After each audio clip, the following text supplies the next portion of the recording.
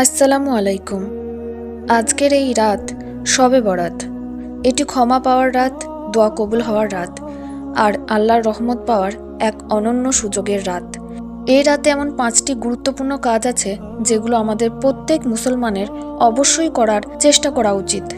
এমনভাবে নিয়ত করুন আজ এই 5টি আমল যে কোনো মূল্যে করতেই হবে, কারণ আজকের একটি রাত হয়তো আমাদের জীবনের সবচেয়ে বরকতময় রাত হয়ে উঠতে পারে। চলুন সেই 5টি গুরুত্বপূর্ণ কাজ জেনে নিই।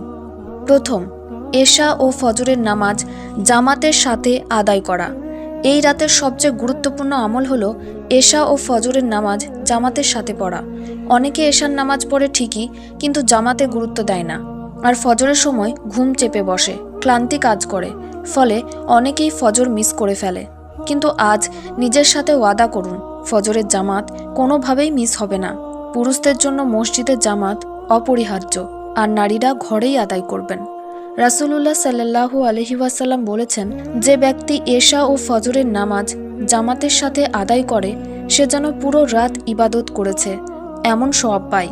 দ্বিতীয়, জাগ্রত থাকলে ইবাদতেই থাকা। আমাদের অনেকেই ভাবে শবে বরাত মানেই শুধু জেগে থাকা, কিন্তু জাগা যথেষ্ট নয়, জাগ্রত সময়টা ইবাদতে কাটানোই আসল। এই রাতে যেন এমন না হয় চায়ের দোকানে আড্ডা, বন্ধুদের সাথে গল্প, অপ্রয়োজনীয় ঘোরাঘুরি, সময় নষ্ট করা।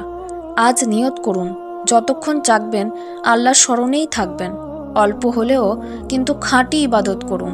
তৃতীয়, তাহাজ্জুদ নামাজ অবশ্যই আদায় করা।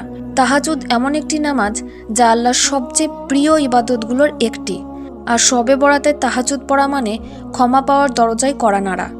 এই রাত হলো গুনাহ-মাপের রাত, অশ্রু ঝরানোর রাত, আল্লাহর সামনে মাথা নত করার রাত। আজ যদি তাহাজ্জুদ মিস হয় তাহলে পুরো রাত জেগে থাকার প্রকৃত লাভ কি? 4, মন খুলে বেশি বেশি দোয়া করা। আজকের রাত শুধু নামাজের নয়, আজকের রাত দোয়ার রাত। নিজের জন্য দোয়া করুন, পরিবারের জন্য দোয়া করুন, উম্মতের জন্য দোয়া করুন। নিজের কষ্ট, দুঃখ, ব্যথা, গুনাহ সব কিছু আল্লাহর সামনে খুলে বলুন। আল্লাহ সেই বান্দাকে ভালোবাসেন যে একা বসে কাঁদে, হাত তুলে দোয়া করে। আজ হৃদয় থেকে বলুন, হে আল্লাহ, আমাকে ক্ষমা করে দিন। 5, একটি সুন্দর ইবাদতের পরিকল্পনা তৈরি করা। এলোমেলোভাবে ইবাদত করলে অনেক সময় বরকত কমে যায়, তাই আজ একটি ছোট কিন্তু কার্যকর পরিকল্পনা করুন।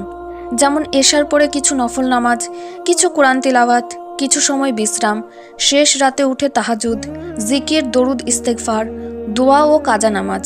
বিশেষ করে শেষ রাতের সময়, সেহরির আগের মুহূর্ত সবচেয়ে বরকতময় সময়। এই সময় আল্লাহ বিশেষভাবে বান্দার দোয়া কবুল করেন। প্রিয় ভাই ও বোনেরা, আজ যদি আমরা আন্তরিকভাবে চেষ্টা করি তাহলে ইনশাআল্লাহ আল্লাহ আমাদের গুনাহ ক্ষমা করবেন, আমাদের দোয়া কবুল করবেন আর আমাদের জীবনে বরকত দান করবেন। এই ভিডিওটি শেয়ার করুন এবং চ্যানেলটি সাবস্ক্রাইব করুন এবং আপনার মতামত কমেন্টে জানান।